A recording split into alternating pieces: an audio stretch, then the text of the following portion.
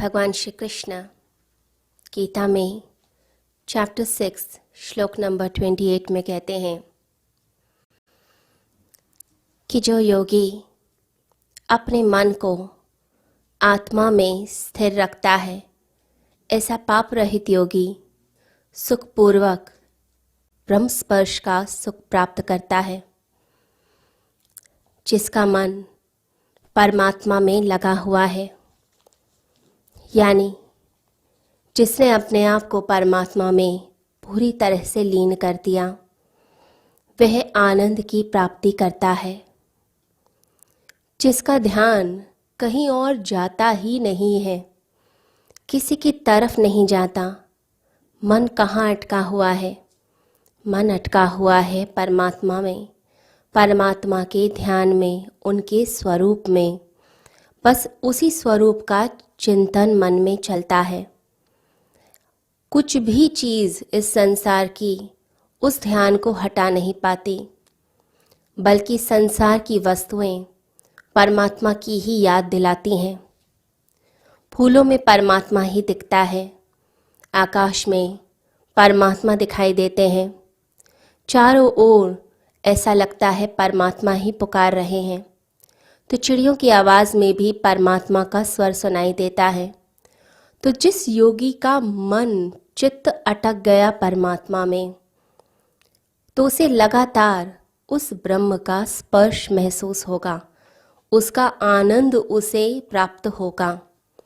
परंतु जिसने अपने आप को पदार्थ में लगा दिया, यानी मैटर में, संसार की चीज़ों में लगा दिया, ऐसा व्यक्ति जो है वो सिर्फ और सिर्फ अशांति को प्राप्त होता है।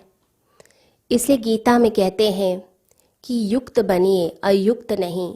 जो युक्त है, जो जुड़ा है, वो सदैव शांति की प्राप्ति करेगा, और जो अयुक्त है, जो हट गया है, वो हमेशा दुख में बैठा रहेगा।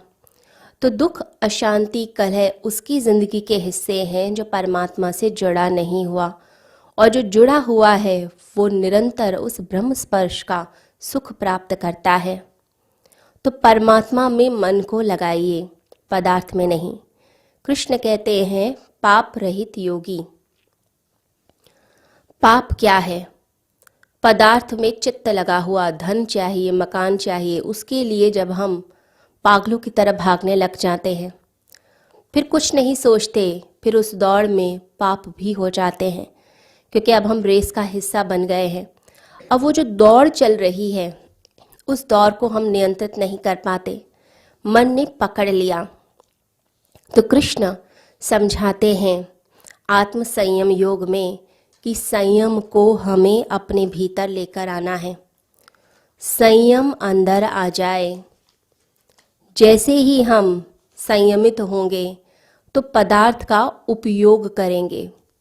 पदार्थ है, संसार है हमारे उपयोग के लिए, परंतु होता क्या है, लोग पकड़ कर बैठ जाते हैं। तो योगी की कला क्या होती है? योगी की कला है चीज़ों का उपयोग करो, लेकिन पकड़ो नहीं। जब हम उपयोग छोड़कर पकड़ने लगते हैं, वहीं गड़बड़ होती है।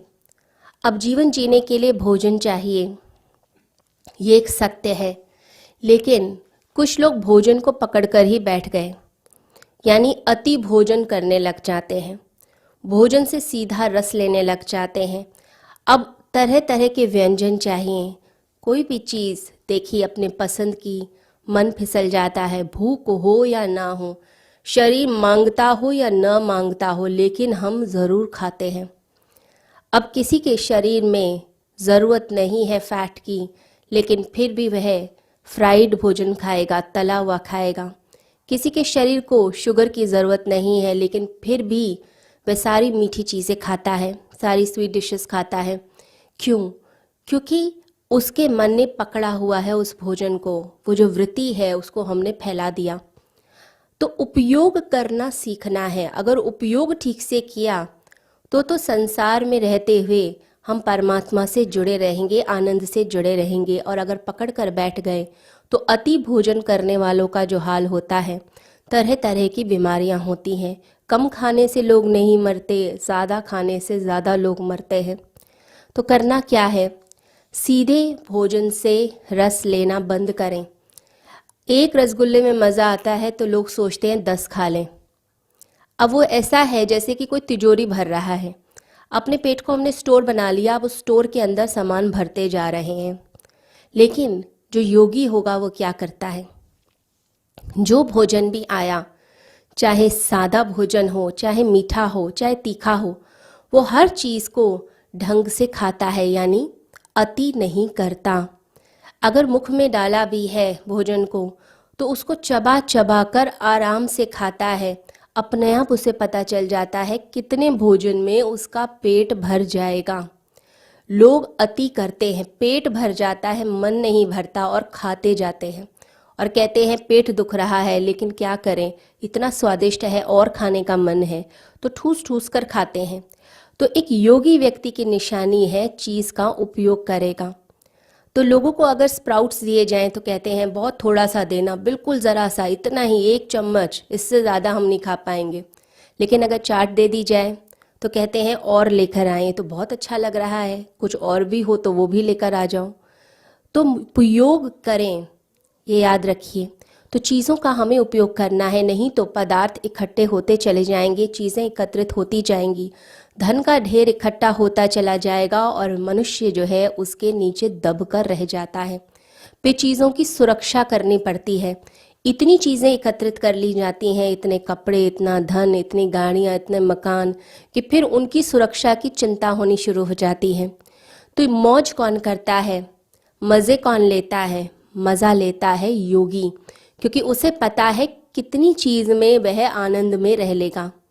वो अत्यधिक चीज़ों की तरफ नहीं भागता, अति में नहीं भागता, वो संयमित रहता है। तो संयमित जीवन जीने की कला ये हमें आनी चाहिए। चीज़ें आ जाती हैं लेकिन अंत में लगता है कुछ खाली रह गया। बाहर से तो सब साज सज्जा कर ली, चीज़ें बना ली, इकट्ठी कर ली, लेकिन अंदर से जो भीतर जो मालिक है, जो हमारी आत्मा है, वो तो खाली ही रह गई। हमने उसके लिए तो कोई काम किया ही नहीं, हम बाहर की चीज़ों में ही लगे रहे। कहते हैं कि स्वामी राम जब टोक्यो गए तो वहाँ उन्होंने देखा कि एक जो है मकान जल रहा था और मकान का मालिक बाहर रो रहा था। तो लोग अंदर जाकर उसका सामान बाहर लेकर आ रहे थे, बार बार आकर उससे पूछते कि कुछ अंदर रह तो नहीं गया। अब मकान का जो मालिक था वो छाती पीट के रो रहा था और बार बार कह रहा था मुझे कोई होश नहीं है, जो सामान बचा सकते हो तुम ही लोग बचा लो। तो लोग बार बार जाते और सामान लेकर आते। अंत में वो एक लाश को बाहर लेकर आए जो उसके इकलौते बेटे की थी, और उसको देखकर वह पूरी तरह से टूट गया। तो स्वामी राम ने कहा कि उस दिन मकान, तिजोरी और चीज़ें तो शायद बच गईं, लेकिन जो मकान का मालिक था, जो होने वाला मालिक था, वो तो बचा ही नहीं। यही हाल मनुष्य का है, चीज़ें बचाने में लगे रह जाते हैं, पूरी ज़िंदगी हम व्यवस्था में लगते हैं कि हमारी तिजोरी कितनी भर जाए, हमारी चीज़ें कितनी बन जाएं, लेकिन जो हमारी आत्मा है, अपने आनंद के लिए हम काम ही नहीं करते और पूरा जीवन व्यर्थ होता है। और अंत में इंसान की आंखों में आंसू होते हैं कि मैंने पूरा जीवन अपना व्यर्थ कर दिया, मेरा जीवन तो चीज़ें इकट्ठी करने में रह गया और मैंने अपनी आत्मा के लिए तो कुछ किया ही नहीं, अपने लिए कुछ किया ही नहीं। तो इंसान सिर्फ रोता है। तो जो भीतर है उसके लिए कार्य करना है, पदार्थ की तरफ नहीं। जो चेतन है, जो निराकार है, उसकी तरफ हमें मुड़ना है। पदार्थ की तरफ चलेंगे तो उसकी यात्रा तो अनंत की यात्रा है। एक पृथ्वी नहीं है, अनंत अनंत पृथ्वियाँ हैं, अनंत अनंत ब्रह्मांड है। कहाँ तक हम भागेंगे और क्या क्या चीज़ें हम इकट्ठी करेंगे। परंतु परमात्मा, वो जो निराकार है, जो चेतन है, वो कहाँ है। बस हम अपने भीतर ज़रा सा मुड़ जाएं, वो परमात्मा हमारे अंदर ही बैठा है। बस वहीं तक पहुंचना ही योग का लक्ष्य है। तो परमात्मा क्या कहते हैं कि ब्रह्म स्पर्श का सुख, यानी परमात्मा का स्पर्श हमें हो। लेकिन हम क्या कर रहे हैं, हम मात्रा स्पर्श करते हैं, यानी कि इंद्रियों से हमारा कांटेक्ट होता है, तादात्म्य होता है और इस संसार से जुड़े रहते हैं। और इस संसार से सुख प्राप्त करने की कोशिश करते हैं। योगी सिर्फ ब्रह्म स्पर्श के लिए अपनी जिंदगी जीता है। वो जानता है कि सिर्फ परमात्मा में जीना ही आनंद है और संसार में जीना ही पाप है, और ये पाप आगे सिर्फ और सिर्फ दुख देगा, अशांति देगा, कलह पैदा करेगा। तो श्री कृष्ण आत्म संयम योग में समझा रहे हैं कि एक योगी की निशानी है कि वह अपने मन को, अपने चित्त को सदैव परमात्मा में लगाकर रखता है। अगर ऐसा हम भी बन जाएं, हम भी अपने मन को सदैव परमात्मा में लगा के रखें, फिर कोई दुख नहीं होगा, फिर कोई अशांति नहीं होगी, सिर्फ जिंदगी में आनंद होगा और खुशियाँ होंगी। सभी को हरिओम।